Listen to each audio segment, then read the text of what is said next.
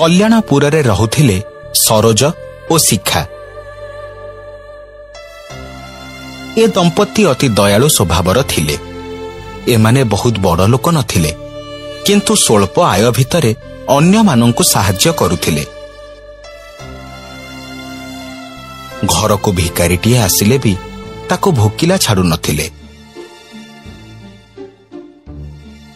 ଯଦି କୌଣସି ଅଭାବୀ ଲୋକ କିଛି ମାଗୁଥିଲେ ତେବେ ତାଙ୍କୁ ବି ସେ ସାହାଯ୍ୟ କରୁଥିଲେ। କିନ୍ତୁ ଏମିତି କେତେ ଦିନ ଚାଲିଥାନ୍ତା? ଧୀରେ ଧୀରେ ଏମାନେ ଗରିବ ହେଇଗଲେ, ଆଉ ପରିବା ଚାଷ କରି ହାଟରେ ବିକିଲେ। ବୁଝିଲ ଶିଖା, ମତେ ଆଉ କିଛି ବୁଦ୍ଧି ଜୁଟୁନି। ଭାବିଥିଲି ପନିପରିବା ହାଟରେ ବିକିଲେ ଭଲ 2 ପଇସା ଆସିବ, ଆଉ ଆମର ଏଇ ଅଭାବ ଦୂରେଇ ଯିବ। କିନ୍ତୁ କିନ୍ତୁ ପୁଣି କଣ? ପରିବା ହାଟରେ ବିକିବା ବେଳେ ଲୋକମାନେ ବିକଳ ହେଇ ମାଗୁଛନ୍ତି, ସେଥିପାଇଁ ବହୁତ ପରିବା ଦାନରେ ଯାଉଛି।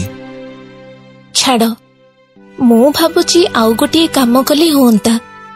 ତମେ ତ ପାଠଶାଠ ପଢିଛ, ତମର କୌଣସି ଅସୁବିଧା ବି ହବନି। ତମେ କିଛି ପିଲାଙ୍କୁ ପାଠ ପଢାଅ। ସରୋଜ ଗାଁ ପିଲାଙ୍କୁ ପାଠ ପଢେଇଲା।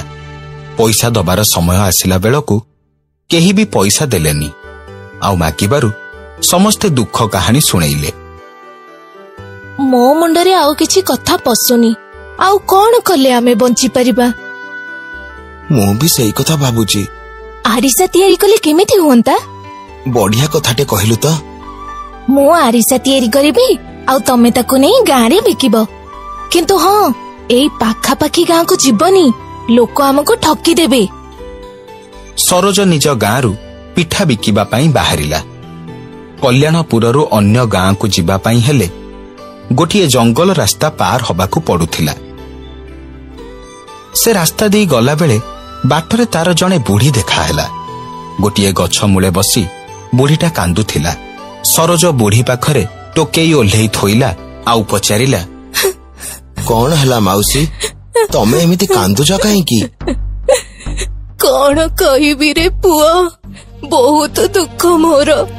ଝିଅକୁ ବାହାଘର କରିଛି, ଜମିବାଡି ଯାହା ଥିଲା ବିକ୍ରି କରି ସୁନା ରୂପା ସବୁ ଦେଲୁ, ହେଲେ ଭାର ଥୋର କିଛି ଦେଇପାରିଲିନି। ସେଥିପାଇଁ ଝିଅ ଘରୁ 12 କଥା ଶୁଣିକି ଆସିଲି। ଆରିସା, ଲଡୁ, ଲବଙ୍ଗୀ କୋଉଠୁ ଆଣିବି ମୁଁ? କିଏ ଦବ ମତେ?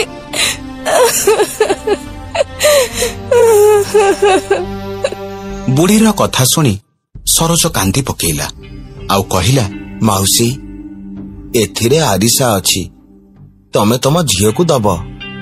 ଲବଙ୍ଗୀ କି ଲଡୁ ନ ହଉ, ଖାଲି ଆରିସାରେ କାମ ଚଳିଯିବ।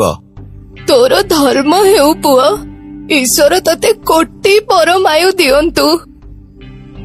ଏଥର ସରୋଜ ଆସି ଶିଖାକୁ ମନ ଦୁଃଖରେ ବୁଢୀ କଥା କହିଲା। ଯାହା ହେଲା ତାକୁ ଭୁଲିଯାଅ, ଏବେ ଆଗକୁ କଣ ହବ ସେଇଟା ଚିନ୍ତା କର। ଆଉ ଆଗକୁ କଣ କରିବା, ମୁଁ ତ କିଛି ଭାବି ପାରୁନି। ଗୋଟିଏ କାମ କର, ବଣକୁ ଯାଇ କାଠ କାଟ, ତାକୁ ବଜାରରେ ନେଇ ବିକିବା। ଆରେ ବା, ବଢିଆ କଥାଟେ କହିଲୁ ତ। କାଠ ତ କେହି ବି ମାଗିବେନି। କାଠ କାହାର ବି ଦରକାର ନାହିଁ, ତାକୁ ବଜାରରେ ସହଜରେ ଲୋକଙ୍କୁ ବିକ୍ରି କରିହେବ। ସରୋଜ ବଣରେ କାଠ ହାଣିଲା, ଆଉ କାଠ ନେଇକି ଆସିଲା। ବାଟରେ ତାର ଗୋଟିଏ ବୁଢା ଲୋକ ଦେଖାହେଲା।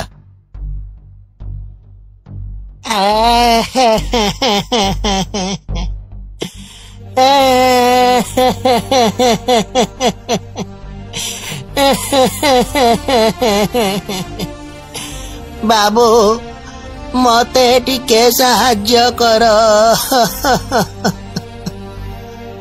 କଣ ହେଇଛି ମଉସା, କାନ୍ଦୁଛ କାହିଁକି? ମୋ ବୁଢୀଟା ସକାଳୁ ମଲାଣି, ହେଲେ ମୋ ପାଖରେ କାଠ ନଥିବାରୁ ମୁଁ ତାକୁ ଶ୍ମଶାନକୁ ନେଇ ପାରୁନି କି ଦାହ କରିପାରୁନି।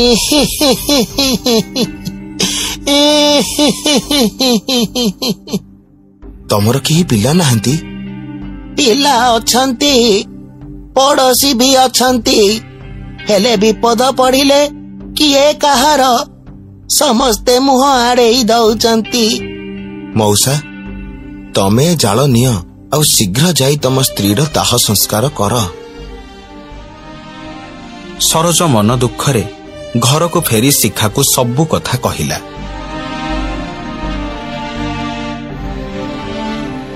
ଦେଖ, ମନ ଦୁଃଖ କରନି, କଥା କଣ ମୁଁ ବୁଝି ସାରିଛି।